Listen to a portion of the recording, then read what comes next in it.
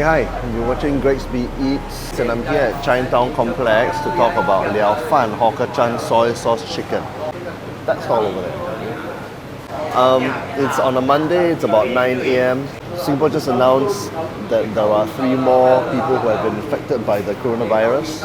So the hawker center, you can tell, if you can see behind me, is like very, very quiet. Even at this time, 9 a.m., it's about 50% quieter than it should be. The other thing you might be wondering is that why the hell am I covering this place? But before I go on why I'm actually covering this place, let me address the non-locals among my viewers.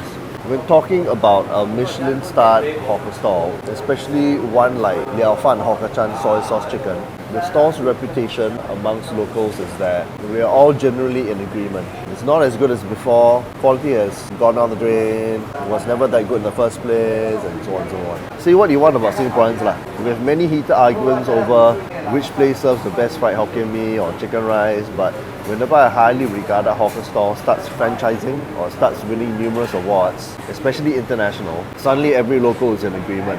We lament about how the food isn't what it used to be.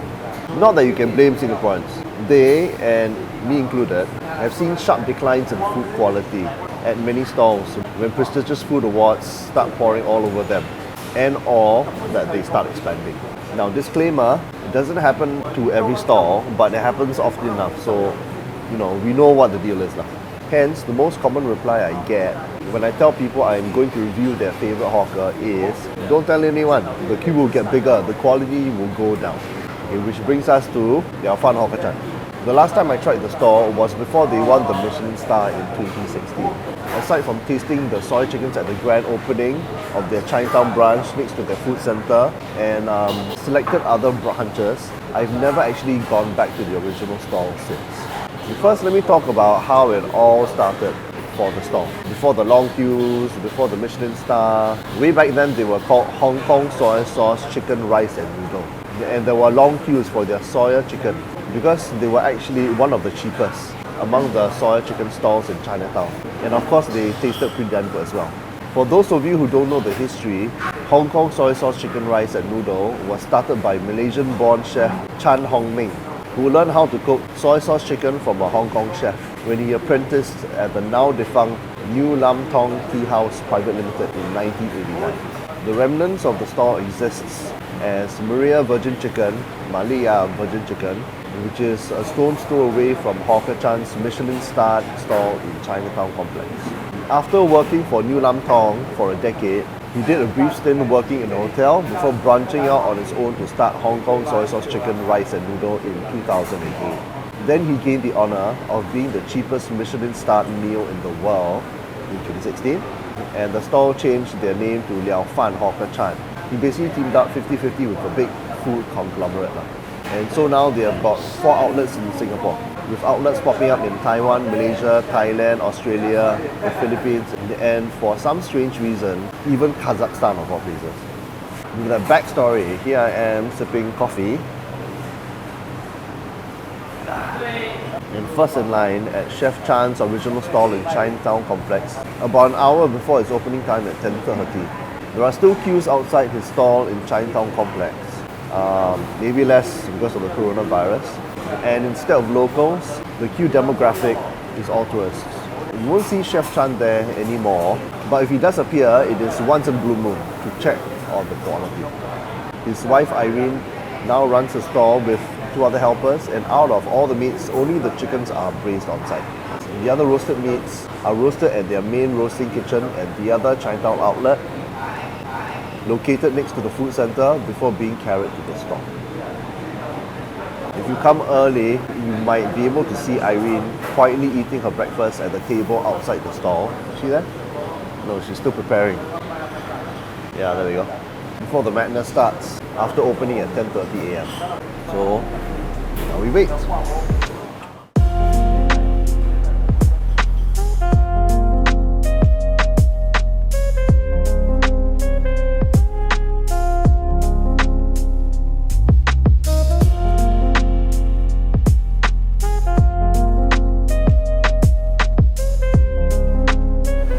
Hi.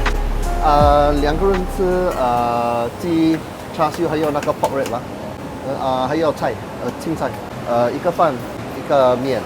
烧油鸡、叉烧、排骨、啊烧肉，可以，两个人吃的。两个人吃啊。谢谢。那个商品是17块一。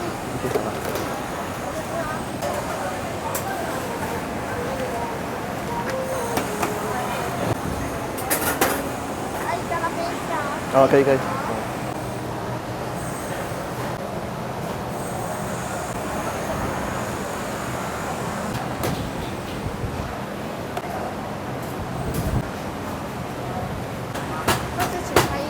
你还有商品，等一下哦。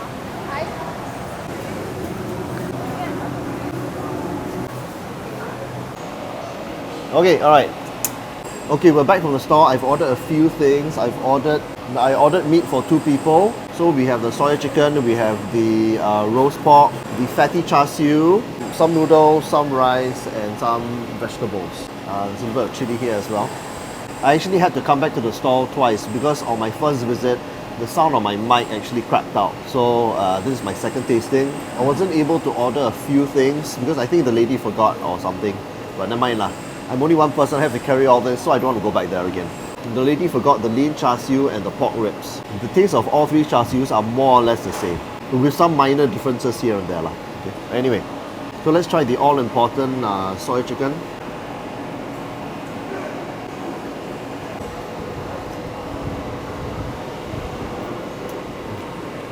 A lot of the flavor actually goes into the skin, and the skin is actually pretty damn well done. The marinade is actually, it's got a very intensely savory flavor, and it's got a bit of a sweetness, and it's got a bit of that 5-spice flavor to it. So the taste is actually very good.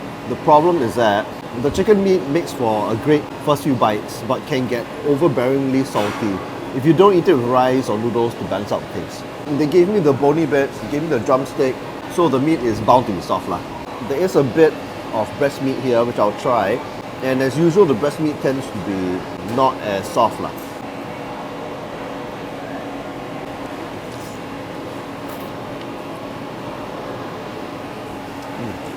It's actually fairly alright today, the tenderness.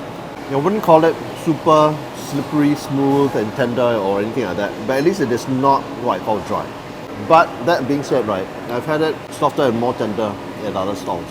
So the noodles, there's a bit of a soya dressing on top, and they serve a chili sambal on the side. It's kind of like a chili paste. If you like it more savory or spicier, this is what it looks like. They only throw it on the noodles.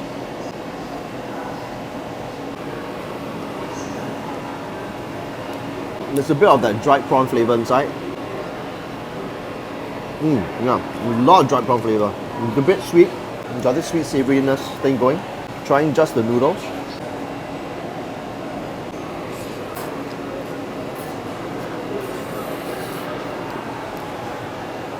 Very nice on its own. Quite bitey noodles, not soft. The soy sauce flavouring is, as usual, savoury, sweet, but it's just a bit of sweetness. It's actually rather nice today. Obviously, if you add the chili sambal on top, right, it's going to add a little bit more oil, a little bit more savoury richness, a little bit more of a sweetness inside.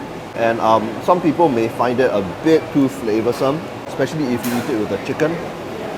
So I've got the chicken, I've got a bit of the skin, the noodles, and a bit of the chili sambal on top. That's a bit too big of a bite, but it's a bit hard to cut.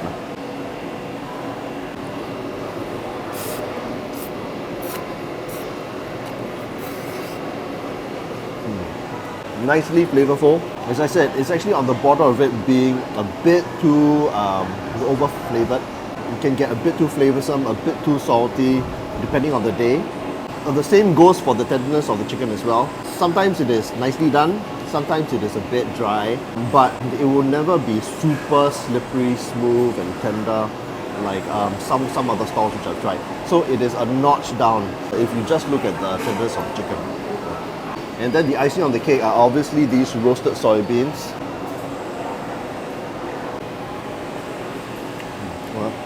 It's cooked and it's got texture which is in between soft and firm. It's nice. And then it's got that soy flavour along with a soybean taste to it. Very nice. Just a little bit on the rice. So it is not plain rice. They actually put a little bit of oil inside. So it's got that chicken rice oil sheen on top, but it doesn't have any of that chicken rice stock flavor or the chicken fat flavor or anything like that. It's actually plain rice with a little bit of the oil sheen and then with a bit of a soya gravy on top. Right. They give you the option of actually not putting the gravy on top, which can be a good thing because sometimes the gravy, if you eat it with the char siu, the siu yao and all, right, it can be a bit strong. The other meats can be a bit of a hit or miss affair. So the fatty char siu obviously is going to be very, very nice.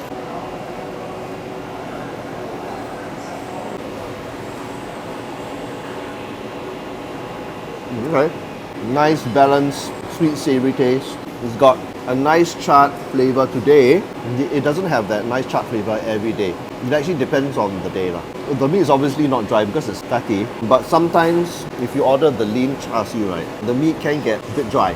The marinade itself is actually rather strong tasting, but it is actually very nice. I'm actually very, very surprised. You know, if Hawker Chan can actually maintain this standard every day, it wouldn't be the best of the best, but it'll be up there at least.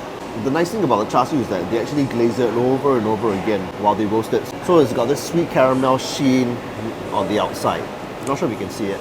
So it obviously adds a very nice sweetness to the dish. I would suggest just eating it plain, with plain rice or plain noodles, with none of the sauce. I think the flavouring of the char siu is just enough.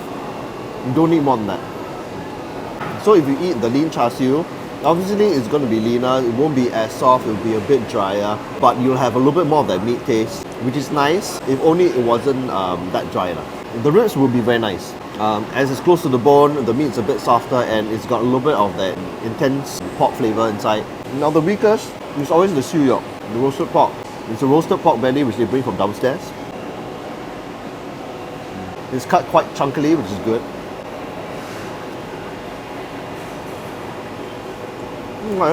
The roasted pork is decently done. It's still got a crispy skin and the meat is decently moist, but there is a little bit of dryness. You know, it's never super moist or anything like that. The siu yok has always been a problem here. So in short, nice, but could be better. It's got a nice savouriness to the meat as well. Because they...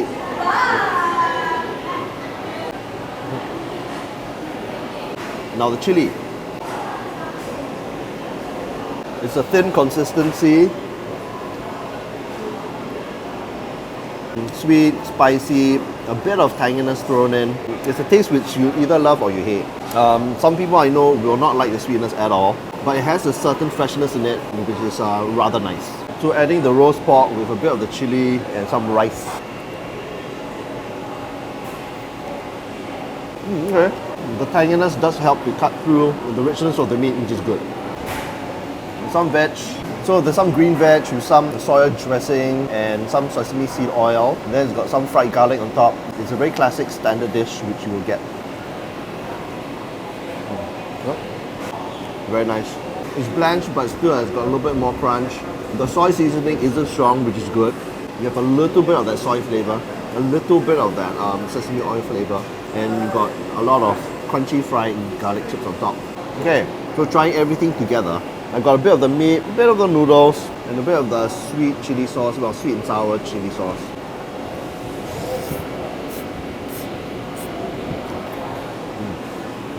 So the fact that you add the chicken with the noodles and a bit of the sweet chili sauce, right, it's a bit too much. It's a bit too sweet, it's a bit too savoury. It's just too much flavour. If you add a little bit too much of the sauce from the chicken, a little bit too much of the sauce from the noodles, or too much of the chili sauce, right, it's going to get too sweet or too savoury. You have to be careful how you actually add the sauces. Okay, done. Well, I'm done at least. There's still a little bit of veg and rice and so on and so forth. I can't eat as much these days. Okay, so that was a quick look at Hawker Chan. My first revisit since it actually won its Michelin star. It's not as good as before, but the standard is still up there. If you look at the landscape of soy sauce chicken stalls in Chinatown, right, the quality differences between the best soy sauce chicken stalls, right, are actually very marginal, in this area at least. And Hawker Chan actually holds its own. Maybe one notch down or so.